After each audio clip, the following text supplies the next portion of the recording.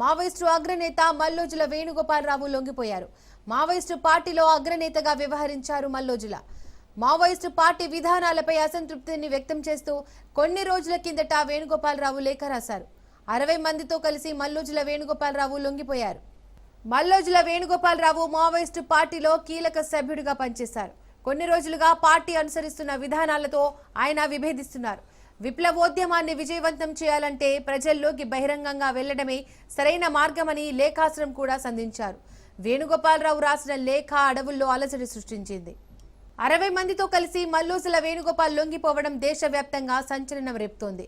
ఈ పరిణామం మావోయిస్టు ఉద్యమానికి ఊహించని షాక్ గా విశ్లేషకులు భావిస్తున్నారు.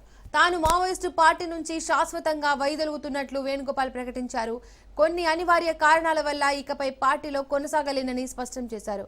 దీనికి సంబంధించి మోర్ డీటెయిల్స్ మా ప్రతినిధి ఉపేందర్ అందిస్తారు.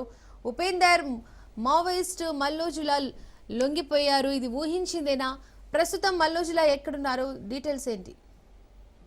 డెఫినెట్లీ దాదాపుగా 2 నెలల క్రితం కూడా ఒక లేఖ ద్వారా విడుదల చేశారు. తను అంటే ఆయుధాలు వీడాలి లేదంటే లొంగిపోవాలని చెప్పేసి అతను అంటే శాంతి చర్చలకు రావాలని కూడా ప్రకటించారు. ఈ నేపథ్యంలోనే అతని లేఖను కూడా కొంత బహిర్గతమైన పరిస్థితి కనిపిస్తుంది. ఈ నేపథ్యంలోనే ఈ రోజు మాత్రం ఇటు మావోయిస్ట్ పార్టీకి అంటే మంచి షాక్ అయితే తగిలిందని చెప్పుకోవచ్చు. ఎందుకంటే మావోయిస్ట్ పార్టీ అగ్రనేతగా ఉన్నటువంటి మల్లోజుల వేణుగోపాల్ ఈ సిపిఐ పోలిట్ బ్యూరో సభ్యుడిగా ఉన్నాడు. ఇతను అంటే ఇతను ఆయుధాలు వేడాలి మావోయిస్ట్ పార్టీలో అగ్రనేతగా వహించినటువంటి మల్లోజు వేణుగోపాల్ ఇటు మహారాష్ట్ర పోలీసుల ముందు కూడా ఈ రోజు లొంగిపోయినట్టయితే తెలుస్తుంది. ఏదైతే గచ్చిరోలి పోలీసుల ముందు కూడా అతను లొంగిపోయారని చెప్తున్నారు. దాంతో పాటు తన సహచరులుగా ఉన్నటువంటి 60 మంది మావోయిస్టులతో కూడా ఈ వేణుగోపాల్ ఈ రోజు పోలీసుల ముందు లొంగిపోవడం కూడా పార్టీకి తీరని చోటుగా కూడా మనం చెప్పుకోవచ్చు. ఎందుకంటే మావోయిస్ట్ పార్టీకి అంటే ఇంత పెద్ద షాక్ తగలడం మరొకసారి అంటే ఇది పెద్దదిగా మనం చెప్పుకోవచ్చు. ఎందుకంటే కీలకంగా ఉన్నటువంటి వేణుగోపాల్ ఆయుధాలు వేడి ఇట్లా మావోయిస్ట్ పార్టీని